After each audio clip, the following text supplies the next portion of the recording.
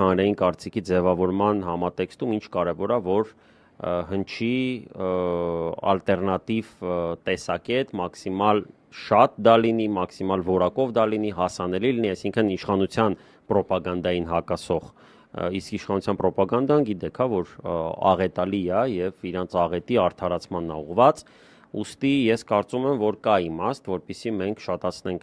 նախագծերը, ել ավելի մեծ ակտիվություն փորձենք ցուցաբերել, այլ ավելի շատ լսարան ներգրավել, որպեսզի արդեն այն ժամանակ, երբ լինի ինչ-որ քրիտիկական փուլ, լինեն դա ընտրություններ, թե ինչ-որ այլ համատեքստ, ավելի շատ, մաքսիմալ ավելի շատ մարդ տեղեկացված լինի, ունենա այդ